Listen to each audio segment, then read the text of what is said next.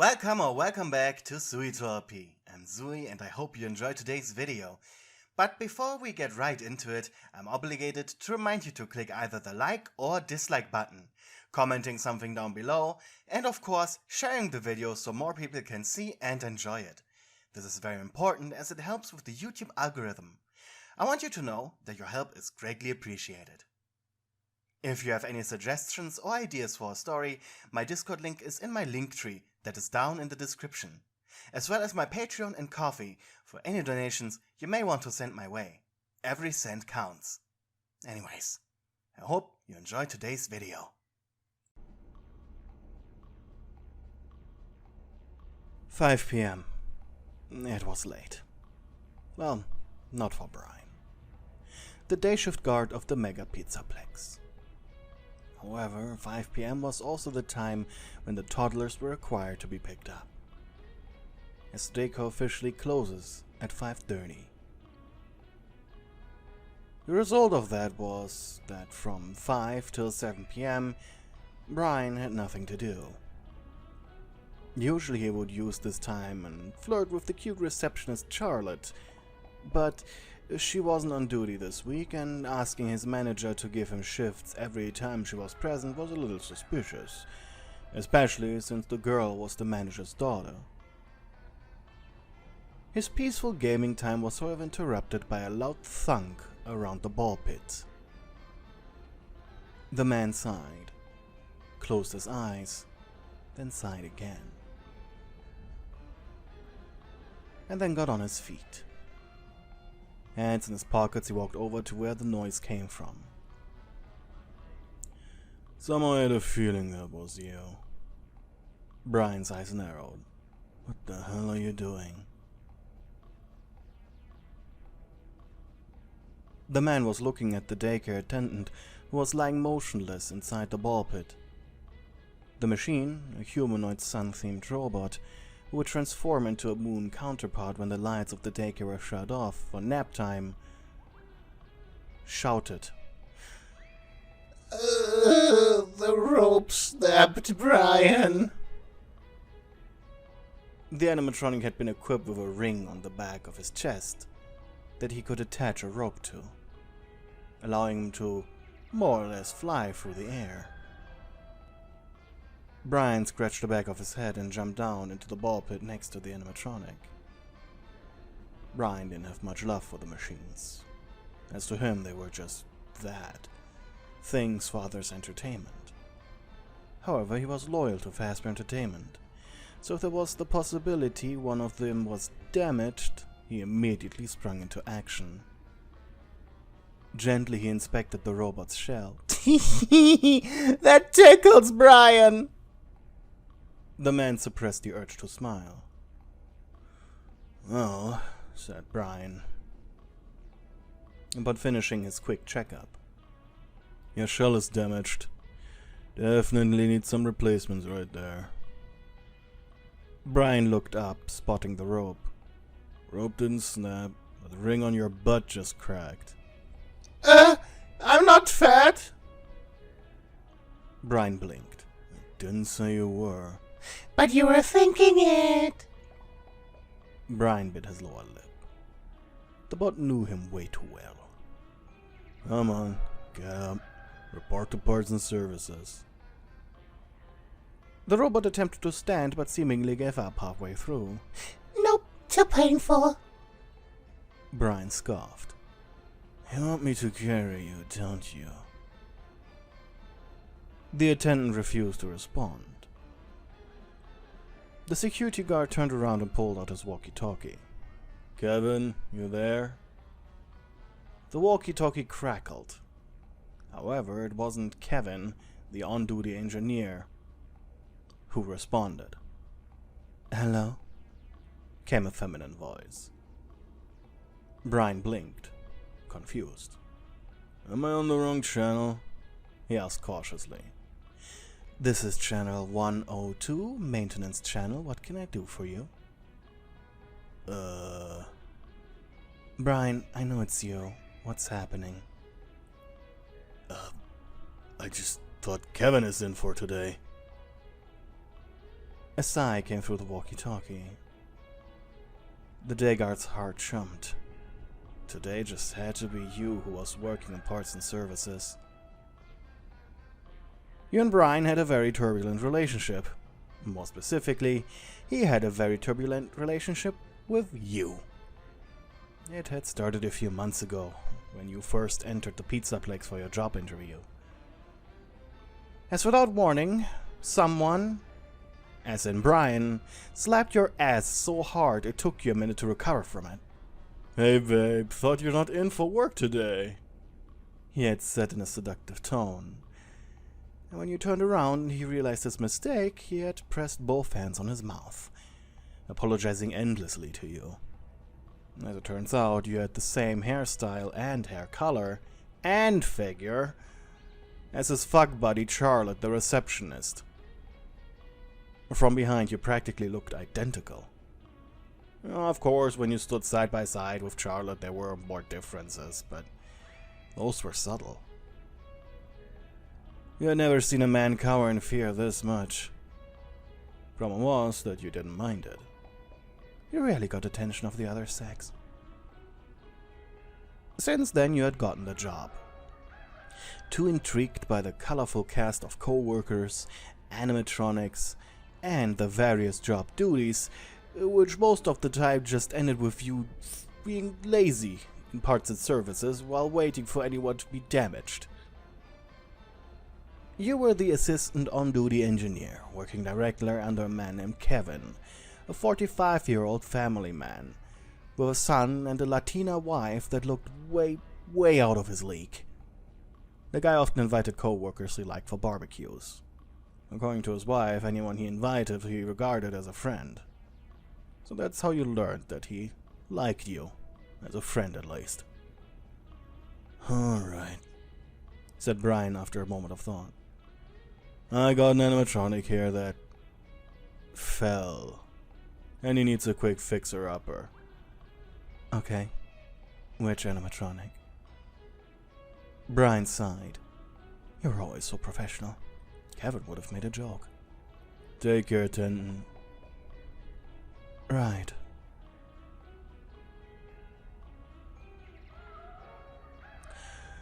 "And why isn't he here in parts and services yet, Brian?" The man had the walkie-talkie in front of Sun's face, gesturing the robot to say something. Because walking hurts! Shouted the machine. You grinned as you walked over to the maintenance computer, powering it up. "Well then, Sonny, my dear, if Uncle Brian truly cares about you and his job, he will pick you up and deliver you to me right this instant." Brian blushed and Son looked at him. "Yes, ma'am." Dejected Brian reattached the walkie-talkie to his belt. With a grumpy grimace, Brian bowed down and threw the animatronic on his shoulder, who immediately began wiggling around excitedly. This tickles even more!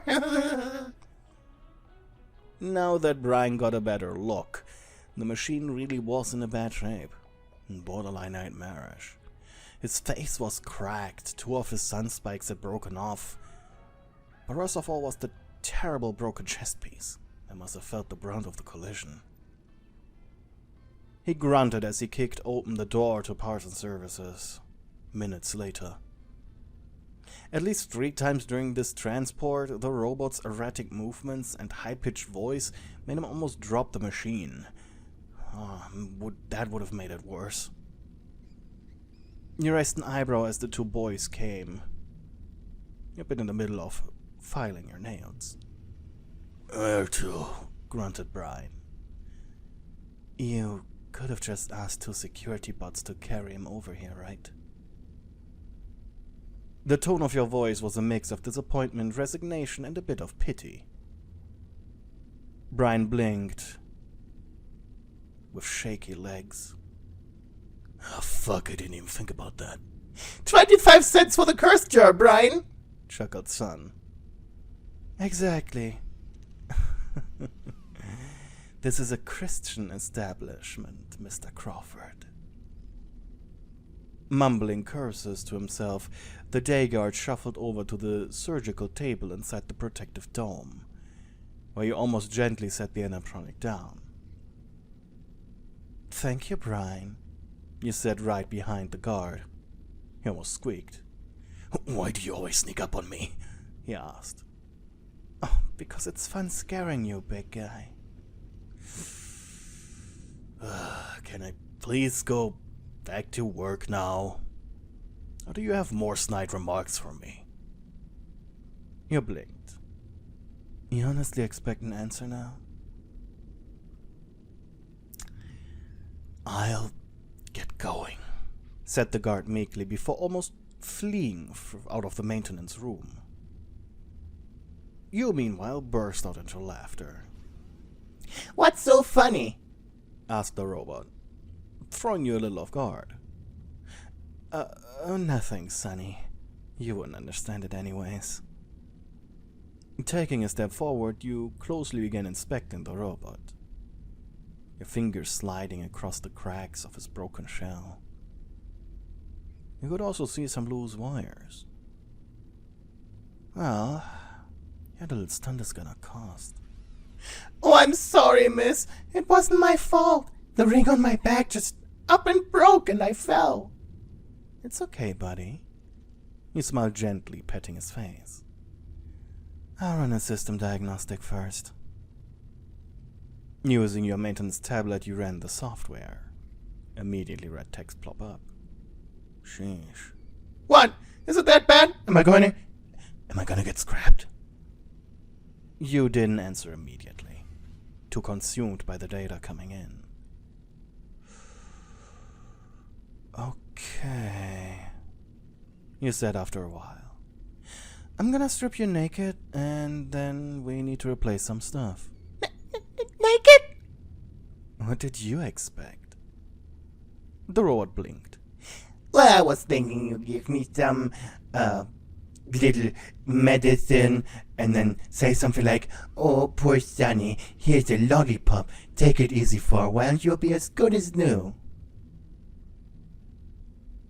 You're a robot, not a child. The robot raised a finger to object, but you just gently took his hand in yours. "Don't worry, Sonny. Since the incident was most definitely caught on camera, with no one being at fault here, Fazbear has to pay for it." "Wait, Freddy pays for all repairs?" Your lips curled into a smile. "Oh, yes, he does." "Oh, noes!" "Yes, so will you be more careful next time and check your ring for any damage twice before roping?" The robot nodded. "I just thought you and Kevin did this for free." "It's my job, Sonny, my dear. Jobs are things humans do every day for money. By investing time, we get money investments back."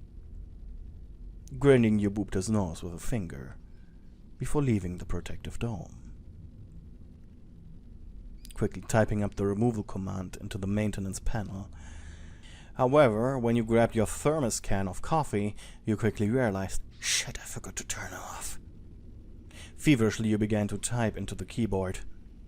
The arm stopped mid-shell removal. "Sonny?" you said cautiously as you walked back into the dome.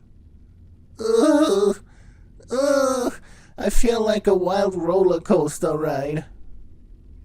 And I don't even know what a roller coaster is. Can you tell me what it is, please?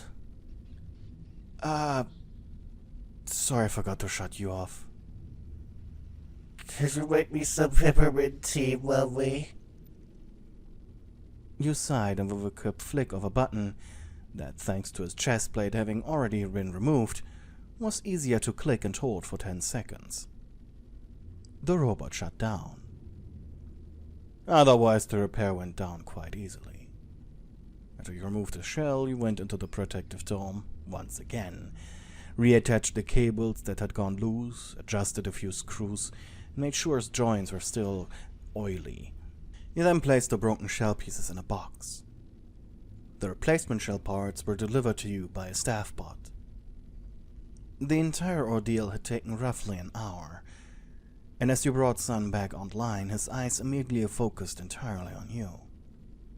Why did you shut me off? I was enjoying the roller coaster! Don't give me that look, Miss Engineer. You're about to say, "Nah, but it's protocol. Am I right?" It is protocol because you can easily have a short circuit, at least during a full shell replacement. The robot blinked and sat up. What's a short circuit? Oh dear. I'm sorry, Miss Engineer. Sorry for what? Calling you mommy earlier. What? I don't even know what a short circuit is. Right. Sun was clearly still a little bit screwy. The robot's head turned upside down. Don't look so sad, Miss Engineer. I feel great. I mean, look how shiny I am. He shoved his clean and polished hand in your face. Are you admiring it? Are you? Are you? Impatiently, you closed your eyes and grabbed his wrist. Sonny, he said with a threateningly friendly voice. Of course, I have seen it. I was the one who put you back together. Now, be a good robot and return to your daycare. He blinked. But Miss Engineer, What? I want you to give you a thank you, Kissy. Oh, right. The robot was very hands-on and loved to show his emotions. Thankfully, he did only express this kind of behavior towards employees. Would be awkward if he spent his time kissing toddlers. Fine, let's get this over with. He threw himself down on the table, folding his hands on his chest like he was in prayer. Or lying in a coffin. Or both. What are you doing? Waiting for my princess to kiss me awake. You groaned and then leaned over his head. You know, you should be glad I'm not using lipstick. Before then gently pressing your mouth onto his. His body shook, but you didn't let him go. His plastic was quite cool and hard. It wasn't really comfortable, but you could handle this. You were an adult after all. Oh, You smirked and lifted your head, only to move it down to his tummy. He giggled like a child, and burst out into full-on laughter when you pressed air out of your mouth, making a loud fart noise.